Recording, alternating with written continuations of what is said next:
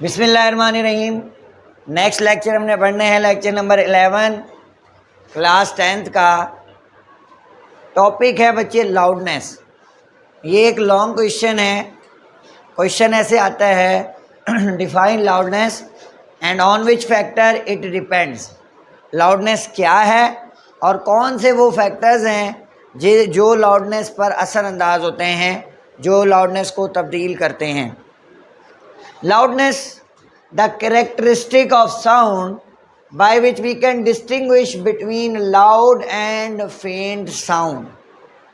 खसूसियत है साउंड की जिसकी मदद से हम लोग फ़र्क कर सकते हैं, डिस्टिंग्विशमेंट फ़र्क कर सकते हैं लाउड ऊंची आवाज़ वाले और फेंट मध्यम आवाज़ वाले साउंड में। अगर मैं ज़ोर से बोल रहा हूँ और मेरे साथ कोई खड़ा हुआ बच्चा स्लो बोल रहा है और आप उसको अगर डिफ्रेंशिएट कर सक रहे हो तो इसका मतलब ये है कि आपकी जो लाउडनेस की कैरेक्टरिस्टिक है वो बिल्कुल परफेक्ट है। जैसे मैं अगर पढ़ा रहा हूँ, आप में से कोई बच्चा दरमियान में बोलने की कोशिश करता है या बोलता है तो मैं उससे नोटिफाई करता हूँ कि आप खामोश होकर बैठें। तो मेरा इसका मतलब ये है कि कान ठीक है कि मैंने फैन साउंड को भी लाउडनेस साउंड के दरमियान में सुन लिया। ये है लाउडनेस। 2 नंबर की डेफिनेशन आती है। अब लाउडनेस आपको पता है, लाउडनेस 3 चीज़ों पर डिपेंड करती है। Factor on which it depends 3 चीज़ें।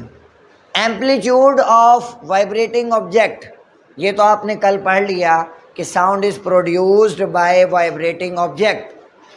तो लाउडनेस वाइब्रेटिंग ऑब्जेक्ट के एम्पलीट्यूड पे डिपेंड करती है। एम्पलीट्यूड क्या होता है? एम्पलीट्यूड ये है उसकी मीन पोजीशन से एक्सट्रीम पोजीशन तक का फासला, ये कहलाता है एम्पलीट्यूड। ए से रिप्रेजेंट कर। एक वेव है, ये मैंने एक वेव बनाई है, ये इसका सेंट्रल पॉइंट है, इसको कहेंगे मीन पोजीशन। एक एक्सट्रीम पोजीशन ये है, एक एक्सट्रीम पोजीशन ये है। यहाँ से लेकर यहाँ तक के फासले को कहते हैं एम्पलीट्यूड। ये जितना ज़्यादा होता जाएगा उतना साउंड लाउड होता जाएगा। अगर मेरी आवाज़ आपके कानों तक तेज़ पहुंच रही है तो इसका मतलब ये है कि मेरी आवाज़ का एम्पलीट्यूड ज़्यादा है, ज़्यादा ज़ोर से मैं बोल रहा हूं ताकि आपके कानों तक वो आवाज़। और ये डिपेंड इस पे भी करती है कि आपके कान की कंडीशन क्या है। जैसे जैसे इंसान बड़ा होता जाता है उसकी सुनने की सलाहियत कम होती जाती है।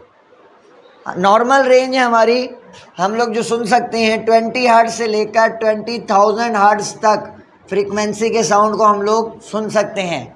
20 से कम वाले हम नहीं सुन सकते। फिर हम दोबारा पूछते हैं क्या 20,000 से ज़्यादा वाले नहीं सुन सकते? हमारे कान के पर्दे फट जाएंगे, बुरी लगती है कान को आवाज़। 20,000 के आसपास वाली आवाज़ हमें बुरी लगती है, जैसे हॉर्न की आवाज़ होती है। कोई आपके पीछे टाएं टाएं करेगा तो आपको बुरी लगती है ना, गुस्से से देखते हो ना। तो इसका मतलब ये है कि वो high frequency, high amplitude, high loudness वाला साउंड है। तो इससे बात, इस एग्जांपल से ये बात क्लियर हुई है कि लाउडनेस जो है वो डायरेक्टली प्रोपोर्शनल है एम्पलीट्यूड के। ये समझाने के लिए मैं आपको ये लिख देता हूँ, ये लाइन लिख सकते हो आप, लेकिन जो मैं आपको बता रहा हूँ वो आपने पढ़ के साथ ऐड करना है। आप बताओगे when amplitude of a sound is increase, loudness is also increases. For example, अगर गिटार है आपके पास, गिटार की स्ट्रिंग को आप हल्का खींचोगे, थोड़ा खींचने का मतलब है उसका एम्पलीट्यूड थोड़ा था, साउंड जो है कम लाउड होगा, फेंट साउंड हो। अगर उसी स्ट्रिंग को आप ज़्यादा खींचते हो, एम्पलीट्यूड बढ़ा दिया आपने, साउंड क्या प्रोड्यूस होगा, ज़्यादा या कम? तो वो क्लियर हो गई ये बात। Loudness is directly proportional to amplitude. ये देखो, अब इसका एम्पलीट्यूड कम है, इसका साउंड कम है, इसका ज़्यादा है, लाउडनेस ज़्यादा है, और इसका सबसे ज़्यादा। इन तीनों में सबसे ज़्यादा साउंड इसका है। क्यों? क्योंकि इसका एम्पलीट्यूड, आपको कैसे पता चला? क्योंकि इसका एम्पलीट्यूड सबसे ज़्यादा है। मीन पोजीशन से एक्सट्रीम पोजीशन तक का फासला एम्पलीट्यूड कहलाता है। क्लियर? दूसरा पॉइंट, एरिया ऑफ ऑब्जेक्ट। जो ऑब्जेक्ट साउंड प्रोड्यूस कर रहा है उसका एरिया कितना है, वाइब्रेटिंग ऑब्जेक्ट का एरिया कितना है। इसकी सिंपल सी एग्जांपल है, इसका भी मैं बता दूं। लाउडनेस जो है वो एरिया के डायरेक्टली प्रोपोर्शनल। एक ढोल है छोटा और एक बड़ा ढोल है, किस पे ज़्यादा साउंड प्रोड्यूस होगा? सेम फोर्स भी लगाओगे ना तब भी बड़े पे ज़्यादा होगा। क्यों? क्योंकि उसका एरिया ज़्यादा है तो वाइब्रेशन भी तो ज़्यादा होगी। तो loudness is directly proportional to area of vibrating object. Large drum has large area so loudness is high, small drum has small area so loudness is low. समझ आ गई है ना? मुश्किल तो नहीं है, ये सबसे आसान चैप्टर है। अगर ये भी नहीं आएगा तो फिर समझ लें कि फारिग हो गए हम।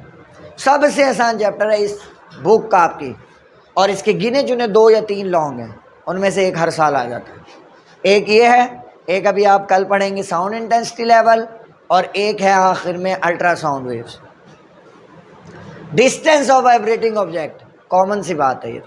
देखो यहाँ पे ढोल बज रहा है, इसके कान को आवाज़ जो सुनाई देगी वो आखिरी कोने में उतनी सुनाई देगी। तो डिस्टेंस अगर बढ़ता जाए वाइब्रेटिंग ऑब्जेक्ट से तो साउंड लाउडनेस क्या होती जाती है? कम होती जाती है। तो लाउडनेस जो है इन्वर्सली प्रोपोर्शनल है डिस्टेंस। जैसे जैसे वाइब्रेटिंग ऑब्जेक्ट से फासला बढ़ता जाएगा साउंड कम होता जाएगा।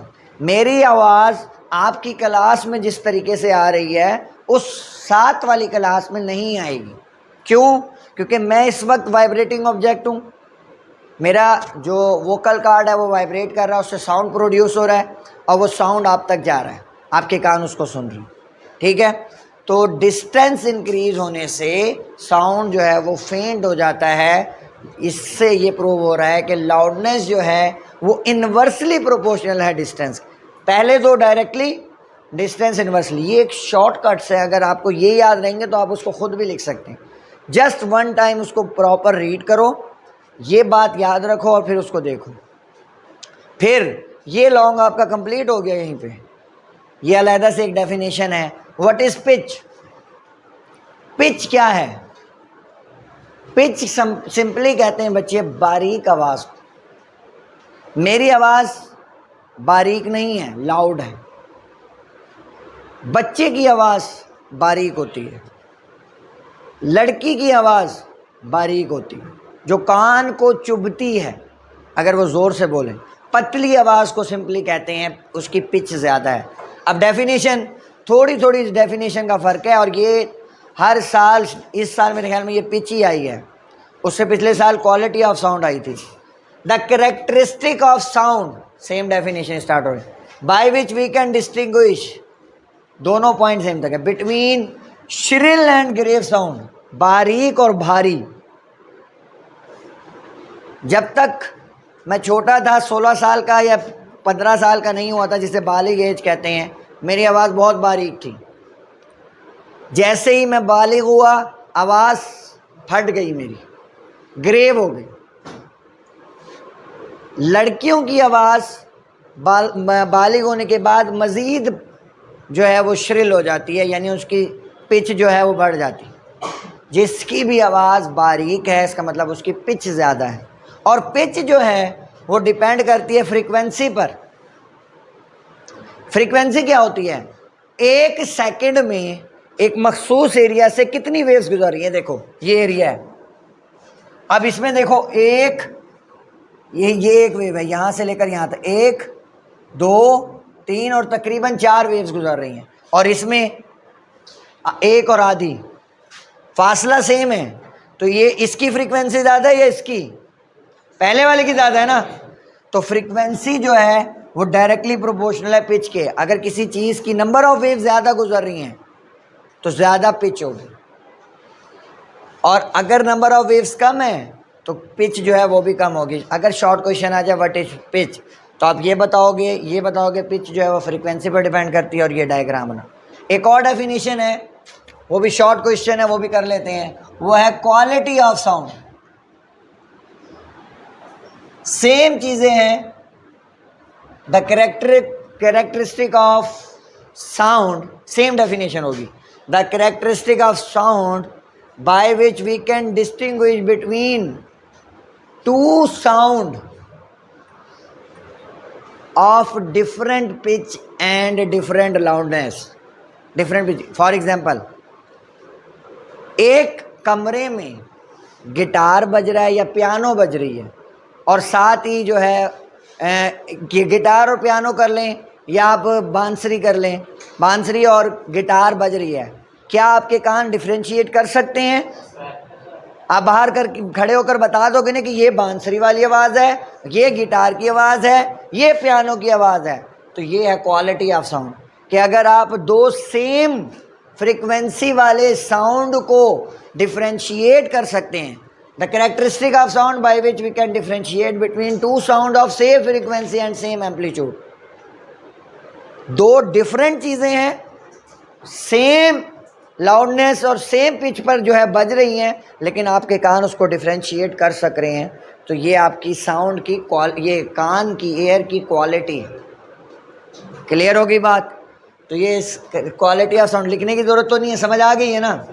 तो सिंपली दो साउंड सेम फ्रीक्वेंसी, ये सेम एम्पलीट्यूड, सेम लाउडनेस के अगर आप डिफ्रेंशिएट कर सकते हैं तो आपके क्वालिटी ऑफ साउंड, एयर की क्वालिटी जो है वो बिल्कुल भी ठीक है। और फिर मैं बता रहा हूँ, एज बढ़ने के साथ साथ ये चीज़ें कम होती हैं। बूढ़े लोग होते हैं, उनको सुनाई देना कम हो जाता है, ज़ोर से कहते हैं मुझे सुनाई नहीं देता, ज़ोर से बोलो, ऐसे ही होता है ना, कॉमन एग्जांपल है, कर लोगे ये। अब हमने आज क्या पढ़ा? लाउडनेस और उसके फैक्टर्स, ये एक long question, pitch short question, quality of sound short, ये तीन शॉर्ट क्वेश्चन है बेसिकली। क्वालिटी ऑफ साउंड एक, पिच अलहदा से एक, लाउडनेस की डेफिनेशन अकेली आ सकती है, और इनमें से कोई भी एक फैक्टर पूछ सकता है आपसे शॉर्ट में भी। जब आपको लॉन्ग याद है तो फिर शॉर्ट में भी आ जाए तो कोई टेंशन नहीं। तो कल आपने ये तैयार कर कराना है। जज़ाकल्लाह।